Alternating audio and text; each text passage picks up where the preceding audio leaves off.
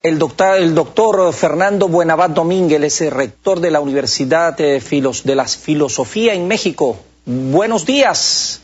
Se está hablando en Latinoamérica y se habla en el mundo sobre la regulación que deben de tener los medios de comunicación, muchos de ellos convertidos en voceros políticos de los grupos fácticos. El contexto político latinoamericano, la libertad de expresión, en fin. Sabemos que usted está en nuestro país para conversar sobre este tema y quisiéramos conocer su criterio. Bienvenido, buenos días. Muy buenos días, muchas gracias por la invitación y un abrazo siempre fraternal.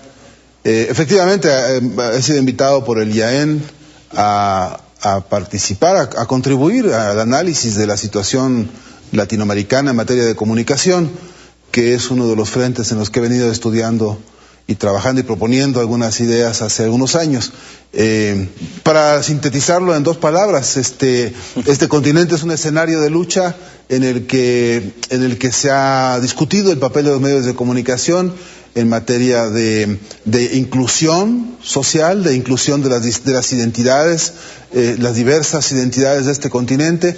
La discusión sobre la comunicación se ha centrado también en la problemática de la libertad de la expresión, que es un eje fundamental del debate, y se ha centrado también hace ya muchos años en la lógica de democratizar estas herramientas de la comunicación, que por todo lo contrario han venido viendo y experimentando un proceso acelerado de monopolización.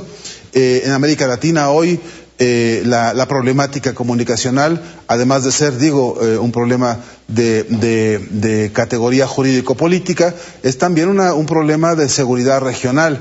Mi trabajo se ha centrado en caracterizar este enfoque, porque hoy en América Latina un importante porcentaje de las fuerzas de la derecha, desde México y hasta la Patagonia, se han refugiado bajo las enaguas de las llamadas estructuras comunicacionales, o algunos dicen grandes medios, que en realidad son máquinas de guerra ideológica. Desde esos espacios, desde ese refugio, han convertido la militancia política en estrategia de rating. Y esto ha traído productos muy nefastos para nuestra región, desesperaciones políticas muy serias, y ha convertido esto en amenazas, al punto en que ya, por supuesto, se han generado, producido y alimentado desde esas estrategias mediáticas golpes de Estado, procesos de desestabilización, desgastes políticos, en fin, absolutamente irresponsables. Este es el enfoque que hay que analizar ahora mismo, ¿no? ¿Podría usted destacar 2 o 3 hechos de un manejo grosero de la información por parte de este tipo de medios en algunos países de América Latina? 2 o 3 para que la gente tenga un concepto claro de lo que usted está diciendo. Bueno, es que la grosería tiene un espectro muy amplio a propósito. Mire usted, grosería, por ejemplo, es la operación mediática que se hizo contra el presidente Chávez para el golpe de Estado que ahí se sufrió y que tiene todavía hoy consecuencias muy dolorosas y muy costosas para el pueblo de Venezuela. Grosería es lo que hoy todos los días se hace contra la presidenta Cristina Fernández de Kirchner allá en la Argentina. Grosería monumental y obscena es lo que está pasando contra el presidente Evo Morales todos los días, a todas horas. Lo que pasa aquí mismo en Ecuador, la ofensiva mediática que hay contra el proyecto de la Revolución Ciudadana y el presidente Correa, pues es realmente un escándalo insostenible e insoportable por más de un concepto. Pero véalo usted también desde el otro punto de vista. La otra forma de la grosería es que desde los propios medios de comunicación se cocinan, se gestan y se lanzan productos, fíjese usted ahora, productos que se hacen llamar políticos. En mi país, en México, por ejemplo, el propio presidente actual es producto justamente de eso, de haber sido un hombre cocinado larga y minuciosamente desde la propia empresa Televisa, que es un monstruo mediático continental que todavía hoy sigue teniendo influencias muy nefastas sobre las culturas y sobre las identidades nuestras. De modo que para lamentación nuestra, esto que usted llama la grosería tiene un espectro muy amplio, ¿no? El presidente de la República, en uno de sus mensajes en los últimos días, destacaba ante los mandatarios latinoamericanos el hecho de que estos medios podían insultar flagrantemente al presidente de la República en aras de una supuesta libertad de expresión, pero cuando el presidente les respondía de acuerdo a su derecho, ni siquiera como autoridad, sino como persona, entonces se constituía en un atentado a la libertad de expresión. Bueno, es que por un lado, recordemos que el concepto de libertad de expresión ellos lo manosean de una manera franca y lamentablemente irresponsable. Por supuesto que nos quieren hacer creer que libertad de expresión es lo mismo que libertad de empresa, y eso es un problema no solamente político, es un problema hasta de corte epistemológico, académico, científico. Pero independientemente de esto, es que es verdad.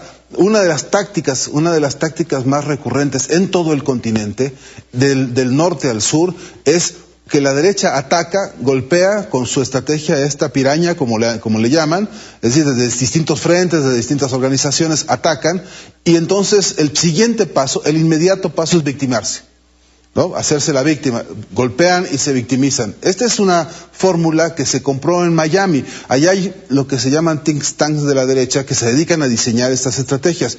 Hace unas cuantas semanas en Argentina, el jefe de gobierno de la ciudad, Mauricio Macri, ordenó reprimir a los periodistas que estaban en defensa de unos pacientes dentro de un hospital psiquiátrico. Escuche usted la gravedad del asunto. Mandaron a reprimir a los periodistas para que callaran la voz ante una serie de injusticias que se están cometiendo dentro de ese hospital psiquiátrico. No tengo tiempo para explicar la complejidad del caso. Lo que sí sé es que inmediatamente después de reprimir, y cuando digo reprimir, estoy hablando de policías con palos y gases lacrimógenos atacando a los periodistas. Hay imágenes de periodistas ensangrentados para obligarlos a silenciar este episodio en el Hospital Borda de Buenos Aires. Bueno, en el minuto inmediato en que terminó esta represión, era el gobierno de la ciudad la víctima, ¿no?, de las agresiones. Y esta misma fórmula la vemos en Capriles en Venezuela, por ejemplo, en donde hemos visto agresiones que ya han costado la vida de hermanos venezolanos, y quien se presenta como víctima son ellos, ¿no? Se han inventado estos grupos mediáticos, diversos organismos que aparentemente se dedican a defender la libertad de expresión. La famosa Sociedad Interamericana de Prensa, presidida por un cuestionado director de un periódico de este país. Se encuentra también la famosa AEDEV, se encuentran los famosos Fundamedios, diversas ONGs. Todos ellos aducen defender la libertad de expresión, pero la gente no vislumbra todavía que es grupos o organismos formados por ellos mismos, en el caso de la CIB, los propietarios de los medios, que aducen para ellos defender su libertad de expresión. Pues sí, y esa es la controversia que la historia nos ha mostrado en estos tiempos, ¿no? Precisamente esa es una de las grandes discusiones, mientras que la Sociedad Interamericana de Prensa es lo que ha sido, pues, entre otras cosas, una organización con ribetes delincuenciales de todo tipo, de todo género. Solamente ver el prontuario de algunos de sus miembros verdaderamente que da escalofrío. Por otro lado, ver la defensa que ellos hacen de la libertad de la expresión comienza teniendo un gran problema. Es que no entienden lo que significa liberar los caudales expresivos de los pueblos. La libertad de expresión no es un asunto exclusivamente del periódico o de la televisora. La libertad de la expresión es un fenómeno, es un proceso complejo de la sociedad toda.